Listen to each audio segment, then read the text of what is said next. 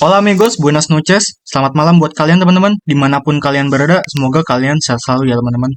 Jadi pada hari ini, aku Profesio, aku akan mengajari kalian tentang konsep gender dalam bahasa Spanyol. Apa sih itu gender dalam bahasa Spanyol? Nah, kita pelajarin dulu teman-teman. Jadi dalam bahasa Spanyol, setiap kosakata itu mempunyai gender teman-teman. Setiap kosakata atau kata benda itu mempunyai gender. Nah, gender dalam bahasa Spanyol itu ada dua teman-teman. Ada maskulin atau laki-laki dan feminim atau perempuan.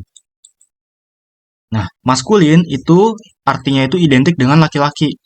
Kalau feminim itu artinya identik dengan perempuan. Nah, gender ini teman-teman itu mempengaruhi banyak hal. Seperti bentuk artikel L dan la, mempengaruhi kata sifat, dan mempengaruhi kata ganti. Nah, berikut ini ada petunjuk umum teman-teman untuk mengetahui apakah kosakata ini itu gendernya maskulin atau feminim gitu. Ada petunjuk umumnya. Jadi biasanya di bahasa Spanyol, kosakata yang diakhiri dengan huruf O, contohnya libro, chico, itu adalah maskulin. Biasanya kosakata yang diakhiri dengan huruf O itu maskulin. Contohnya di sini ada libro dan chico. Sedangkan kalau kosakata yang diakhiri dengan huruf A itu biasanya feminim, teman-teman. Biasanya feminim. Contohnya di sini itu ada mesa dan chica. Mesa, chica. Nah, ini adalah petunjuk umumnya, teman-teman. Ini adalah petunjuk umum yang paling umum. Jadi, biasanya kosakata yang diakhiri dengan huruf O itu maskulin. Sedangkan yang diakhiri dengan huruf A itu feminim, teman-teman. Ini adalah petunjuk umumnya, teman-teman. Nah, tapi kalau dibedah lagi, teman-teman, ada beberapa akhiran lagi, teman-teman. Ada beberapa akhiran lagi. Nah, kita bahas yang akhiran maskulin dulu. Nah, tadi sudah saya jelaskan bahwa biasanya yang akhiran huruf O itu maskulin. Nah, ini ada di tabel ini. Nah, tapi ada akhiran lain juga, teman-teman, yang bisa kita jadikan sebagai acuan. Contohnya, akhiran or. Itu biasanya maskulin. Contohnya, el amor. Kemudian ada el color. Kemudian ada el dolor. Kemudian di sini juga ada akhiran ahe. Contohnya di sini ada el viaje. Kemudian ada el paisaje. Nah, kemudian yang terakhir itu ada akhiran ema. Contohnya di sini ada el problema. Kemudian ada el sistema.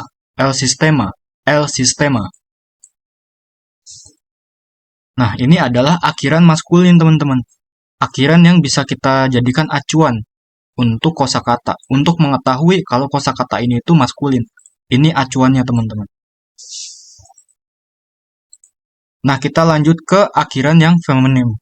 Akhiran feminim. Nah, untuk akhiran feminim tadi saya sudah jelaskan bahwa yang akhirannya A itu feminim. Contohnya ini, ada mesa, casa. Kemudian, selanjutnya itu ada akhiran sion. Ini dibacanya sion. Contohnya itu ada la canción. Canción itu lagu atau song. La canción, the song. Kemudian ada la información, the information atau informasi. Kemudian ada akhiran dat. Contohnya yaitu la ciudad. Ciudad itu artinya kota. La ciudad, the city, la ciudad. Kemudian ada la libertad. Libertad itu artinya kebebasan. La libertad. Ini akhirannya at. Ini juga akhirannya at.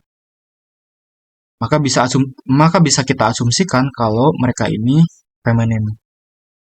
Kemudian ada akhiran s. Contohnya di sini itu ada la behes. Kemudian ada La niñez, la niñez. Gitu teman-teman. Ini adalah akhiran untuk menentukan bahwa kosakata ini itu feminim. Ini untuk dijadikan acuan saja teman-teman. Untuk dijadikan acuan.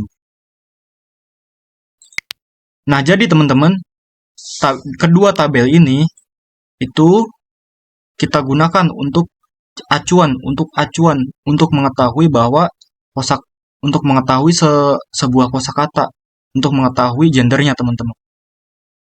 Misal kita ketemu kosakata yang kita nggak ketahui gendernya apa, contohnya itu kansion, contohnya kansion.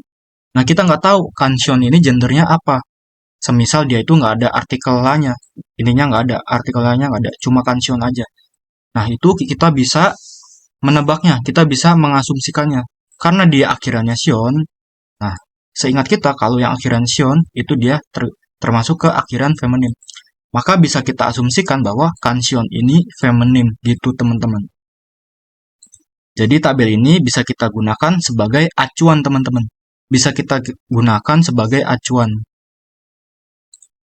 Nah, meskipun begitu teman-teman, ada beberapa pengecualian teman-teman. Ada beberapa pengecualian. Nah, jadi meskipun tadi ada beberapa petunjuk seperti akhiran O itu maskulin sama akhiran A itu feminim. Nah, meskipun begitu teman-teman, ada pengecualian tertentu teman-teman terhadap beberapa kosakata. Ada pengecualian terhadap beberapa kosakata. Nah, ini mau nggak mau harus kita hafal teman-teman. Harus kita hafal secara khusus. Jadi, ada beberapa kosakata yang meskipun akhirannya itu A, tapi sebenarnya dia itu maskulin. Dia itu maskulin.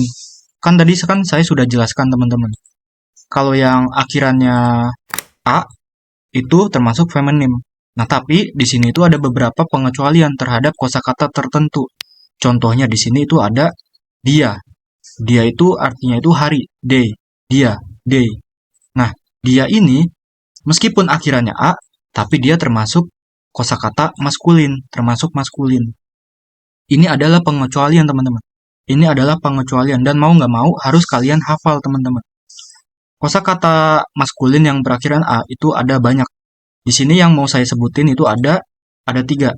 Ada dia, mapa, problema.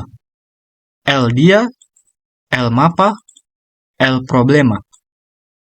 Kemudian kita lanjut. Nah, di sini ada kosakata yang meskipun diakhiri dengan O, tapi sebenarnya dia feminim. Dia feminim. Kita kan sudah tahu di sini kalau yang akhirannya O itu biasanya maskulin. Nah, tapi ada beberapa pengecualian terhadap kosakata tertentu. Di sini ada banyak.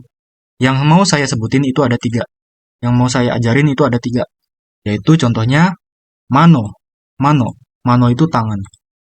Kemudian ada radio. Kemudian ada foto. Nah, ini. La mano, la radio, la foto. Nah, meskipun dia akhirannya O, tetapi dia itu feminim atau perempuan. Dia itu feminim. Meskipun akhirannya O, dia itu termasuk kosakata feminim. Gitu teman-teman.